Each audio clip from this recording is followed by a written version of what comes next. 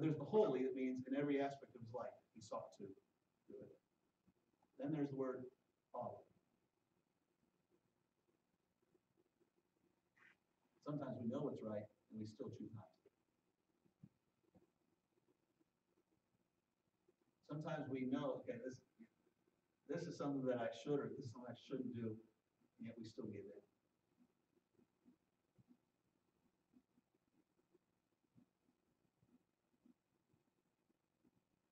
We ought to seek to, in this Christian life of ours, we ought to seek to be like Caleb and say, to be able to say with conviction, I wholly follow the Lord.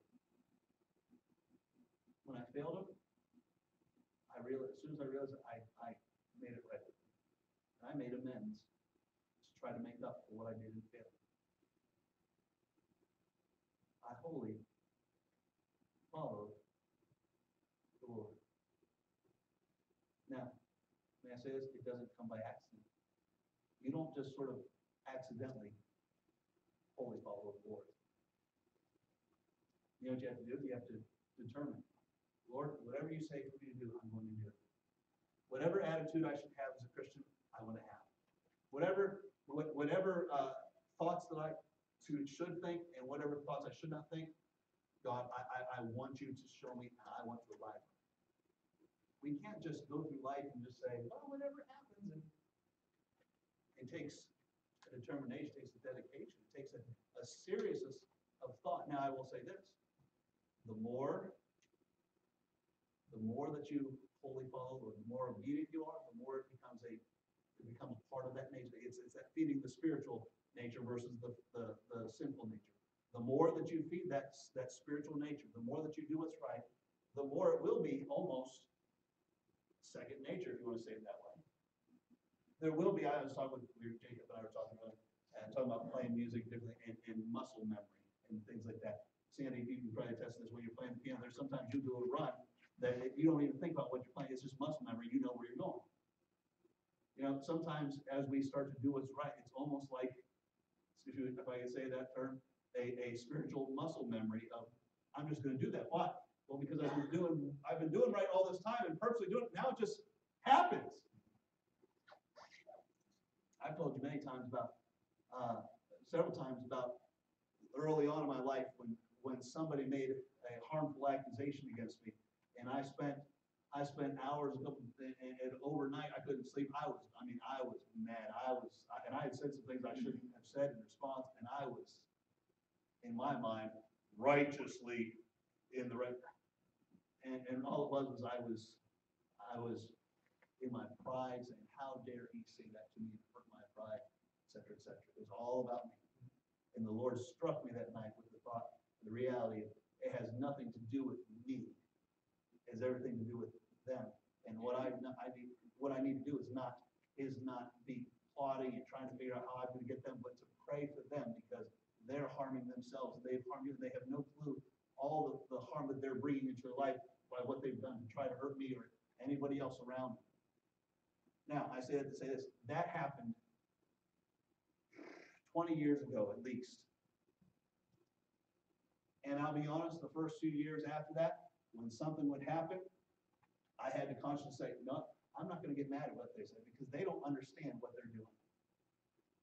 But today, 20 years later, to the best of my ability, and I say this with that I'm not saying this in pride in any way. I'm just trying to illustrate this situation. Today, to the very best of my ability, with God's help, when somebody makes attacks, when somebody says something harmful, the very first thought is, Lord, they don't understand what they're doing. They don't realize what they're going to do to themselves. They don't realize what they're going to do to their family. They don't realize what potentially they're going to do to people that look up to them. Lord, help them to see what they're doing in this moment and to get right. That did not come naturally in the flesh. That did not come easily at first. But today, it just it's the first natural reaction because I've been working purposefully at that for years to get to this spot. Does that make sense to you?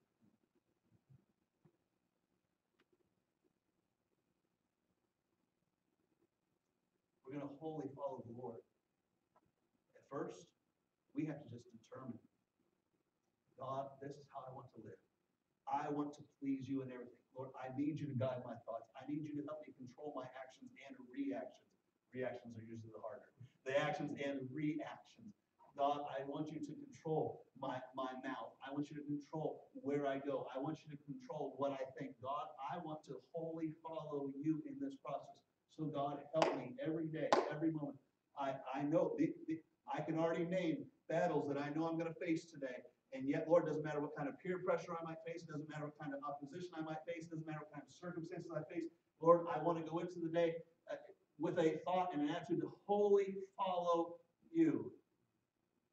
And as you do that, day after day after day, you're going to find that something comes up. Whereas before you had to say, all right, Lord, now, hold me down and help me to say the right thing.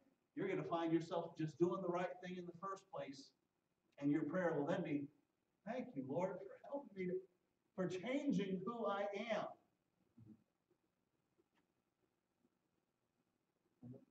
85 years he lived. Or 85 years to this point that he's lived. And the testimony of himself, and I don't believe he said it by any means in a proud manner. He said, this is what, I think he humbly said, this is why I deserve this, because I wholly followed you. And he promised me because I did. And Moses confirmed that I did. And the scriptures confirmed they did. And I would dare say that probably anybody who lived in the nation of Israel at that time, whoever dealt with, came into dealings with Caleb, would probably all agree that is a man who follows God. May I say this? Think of it this way as well. Just one more thought, and I'll wrap it up. Everybody probably knew who Caleb was because he didn't blend in. Say, why didn't he blend in? He was 40 years old. If he was 40 years old when they didn't go in, the oldest person who, other than he and Joshua, the oldest person who would have been alive now is at least 20 years younger than him. Because by the time that whole generation died off, before they come into Canaan land under Joshua's leadership, including Moses, including Aaron, he and Joshua are the only ones that are of that previous generation. He stood out in the fact that he was nobody's contemporary other than Joshua. You know what I'm saying?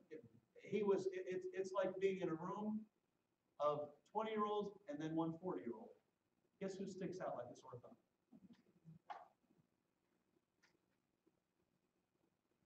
Everybody, I'm sure, knew who Caleb was. And yet, with all that scrutiny, I'm not saying that they looked to see him fall, but think of all the people who watched him, and yet still, it can be said, he wholly followed. It's easy. Let me say that. It's easy to wholly follow the Lord when you're around church people. It's easy to wholly follow the Lord when other people are watching and you're making sure that you're going to make sure that you put on a good show. But when your whole life, when you are noticeable to anybody and everybody all your life, there's somebody who's going to see when you aren't ready for them to see you. I guess you said that. There's going to be some moment where if you're just trying to fake it, you're going to let yourself down, so your guard down about it, and somebody's going to see it. And yet, you don't see that about Caleb. You might say, well, but how can I do this when everybody looks at me? Everybody's comparing me, and maybe it's a matter of somebody who gets newly saved. Maybe somebody who's newly saved, and everybody, all my old friends are watching me, and I don't know what I'm going to do. How do I do this? You just day by day say, Lord, I need help. I need help. Maybe it's, hey, I work with lost people. I work with lost people that are going to see me every day, and they know that they know my testimony. They know that I go to church. How do I do this? You just actually follow the Lord. You can't put on a show, because you just, instead of trying to fake it and make it look like you're doing it, just do it.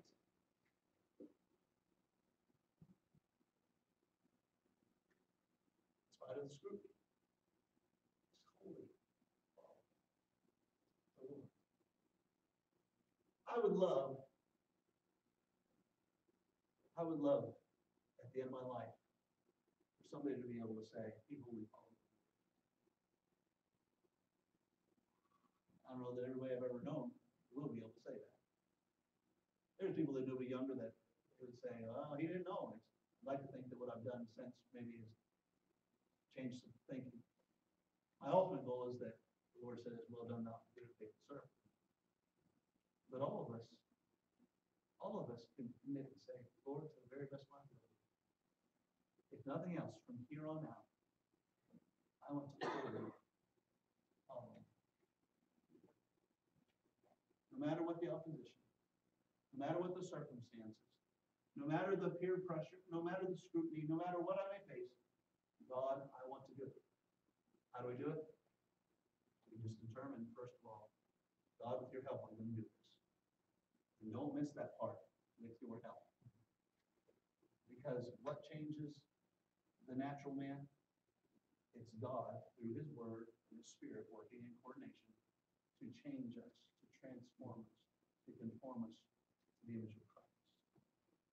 God, with your help, every day I'm going to determine, I'm going to do my very best to live holy, to wholly follow you. Now, in just a moment, we'll bow our heads, and I'm going to ask you this, but it's going to be easy. It's easy to say, in a moment, I'm going to ask you this. How many would say, Lord, I want to wholly follow you, and help me to do that? I'm going to ask if you want to raise your hand and testify to the Lord about it. It's going to be easy to say, well, yeah, every Christian ought to do that. That's me. Sign me in. But in a moment when I ask you that, I want you to think about what that means. I want you to think about that it's not just a moment of, oh, yeah, the preacher wants us to raise our hand. Or, that sounds like a good idea. I want you to think about this. Do you truly, within yourself, are you willing to commit to God and say, God, in everything I do, I want to think like you, I want to act like you, I want to wholly follow you. It's a little bit deeper question than the simplicity of it. And only you and God truly know.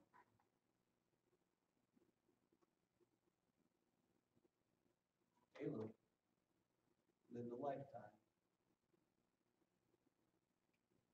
He made the statement himself, verified by Moses, and recorded by the Lord himself in the inspired text here. He was able to do it. I would hope that you want to. If you say, yes, I want to wholly follow, are you willing to do what's necessary to do so? I've asked those things about opportunity to preach.